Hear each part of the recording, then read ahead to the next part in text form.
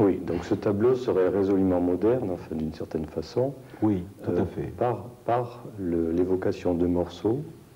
C'est-à-dire qu'il fait l'effort, il me semble, inouï pour l'époque, de faire une condensation ou un résumé de tout ce qui pouvait l'avoir intéressé dans l'art qui le précédait. C'est un effort inouï, c'est un effort précurseur, et cet effort, après, n'a été fait qu'à la fin du 19e ou pendant une grande partie du 20e siècle. C'est-à-dire qu'on peut parler de l'expérience de citation ou de résumé à partir d'un certain moment, on n'en parle pas pour Géricault. Or, Géricault, à mon avis, met le doigt sur la question et met très précisément le doigt sur la question. Ça ne peut pas être un hasard. Alors, effectivement, à moitié, on peut toujours évoquer la nature d'observation, les séjours qu'il faisait dans les salles de dissection, etc.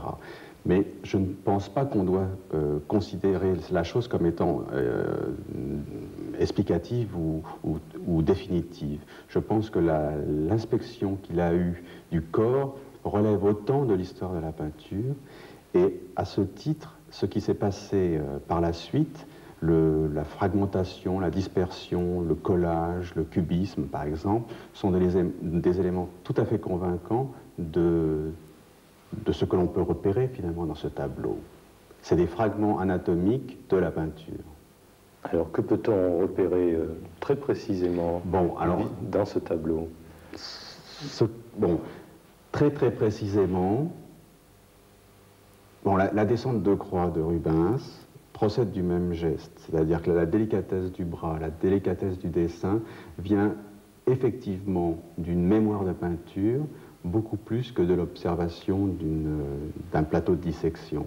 Par ailleurs, on sait que ces études avaient un caractère très important, et le résumé de composition qu'a pu faire Géricault détermine cette grande lignée qui partirait, parce que je ne voudrais toujours pas m'intéresser à des choses qui précédaient Géricault, mais on pourrait donner comme forme et comme ligne, comme ça, de fragments éparpillés. Je parlerai de Caravage, donc je parlerai de Rubens. Je m'arrête très longuement sur Géricault. Je pense qu'on pourrait, par rapport à la tradition française, évoquer Poussin, mais directement Cézanne. Et à ce moment-là, si je veux m'arrêter de façon très significative sur quelque chose, du Braque, je m'arrêterai sur Braque d'avant la guerre de 14. C'est-à-dire que les premiers papiers collés qui ont été utilisés simultanément par Braque et Picasso, mais j'insisterai beaucoup sur Braque, peuvent être une clôture momentanée à ce grand parcours où je veux signifier la place de Géricault comme très importante.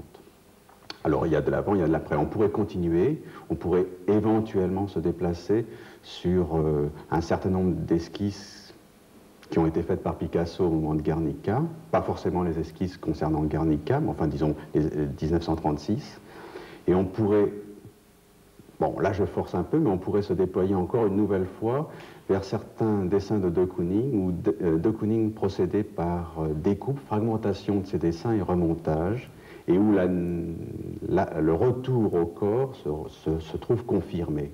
Alors ce grand parcours que je voulais signifier à partir de Géricault est bien entendu une interrogation sur le corps. Alors il y a disons un corps classique, un corps médical qui serait le corps du 19e, il y a le corps complètement dispersé, atomisé du 20e siècle, et on peut repérer à partir de ce parcours que je propose l'éventualité d'un nouveau corps pour la peinture. Et là, le démembrement du corps, en tout cas. Là, le démembrement fait signe.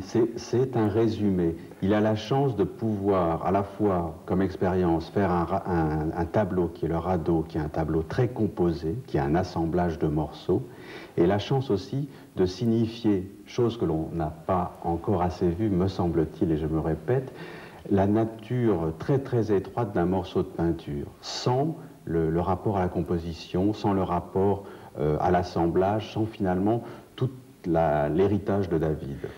Mais les deux choses existent dans sa production, il faut leur donner leur chance respective.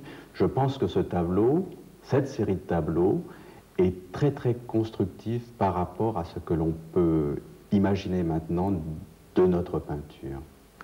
C'est une série de tableaux qui comprend donc les têtes de suppliciés, c'est-à-dire des têtes coupées, des bras et des jambes, et qui ont été produites alors que Géricault avait moins de 30 ans, 27 ans à peu près, quoi. Mais il n'y a pas de violence dans ce tableau. Par rapport à d'autres tableaux modernes, il n'y a aucune violence, une certaine élégance, même un certain classicisme et une composition évidente. Je suis d'accord. J'éliminerai aussi très facilement la notion de violence, mais je trouve qu'il y a un paradoxe énorme entre une espèce de frayeur, une espèce de peur, ou d'émotion de peur, en tout cas, qu'on peut ressentir devant le sujet, et justement, paradoxalement, la présence d'une grande sensualité dans le dessin, dans la composition. Et ça, c'est assez étrange, parce que j'ai l'impression qu'on est à la fois devant une situation menaçante, devant le constat que Géricault a pu avoir de cette menace corporelle, finalement, sur la nature de la peinture et de la chose représentée, et en même temps, avec cet héritage, il a pu neutraliser cet effroi en termes de sensualité et de très grande présence au tableau. Alors effectivement, on n'est pas devant ni une violence technique, ni une violence du sujet. On est devant un fait. Et ça me semble d'autant plus important. C'est-à-dire que c'est un signe qui n'est pas spectaculaire, c'est un signe qui ne raconte pas, c'est un signe qui est. Que dire de cet habillage avec ce linge délicatement posé, un peu ensanglanté? Je trouve qu'il est tout à fait extraordinaire, et moi je l'imagine comme étant le signe, mais là le signe que je me permets de repérer, le signe du drap et le signe de la toile moderne, c'est-à-dire qu'on peut imaginer que ce morceau de tissu, c'est toute la peinture, ou une grande partie du XXe siècle, où il y a beaucoup de taches, mais pas de corps. Et je ne sais pas, là c'est vraiment une générosité, une hypothèse que je me permets.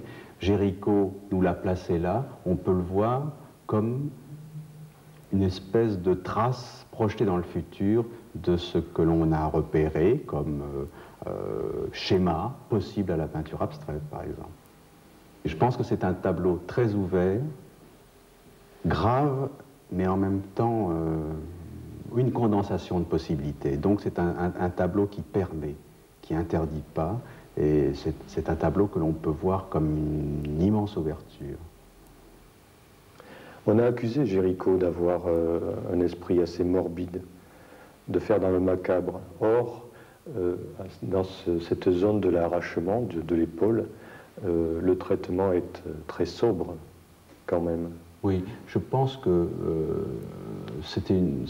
ça relève un peu de l'injustice, c'est-à-dire qu'il a voulu expérimenter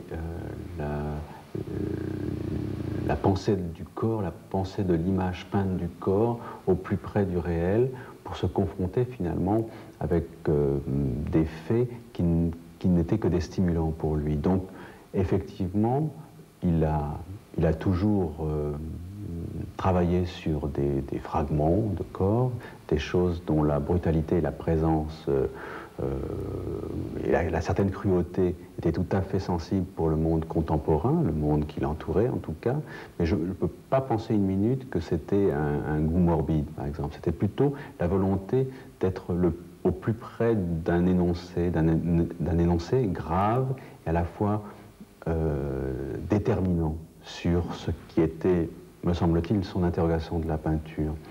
Je pense que le traitement sensuel de ce tableau est pas du tout incompatible avec la nature de cette gravité et de cette attention. Je pense qu'il n'a pas voulu faire un tableau spectaculaire, il n'a pas voulu signifier l'épaule et la violence dont on parlait tout à l'heure avec une surenchère d'effets picturaux. Il a simplement voulu montrer le résumé ou la condensation d'un geste issu d'un corps.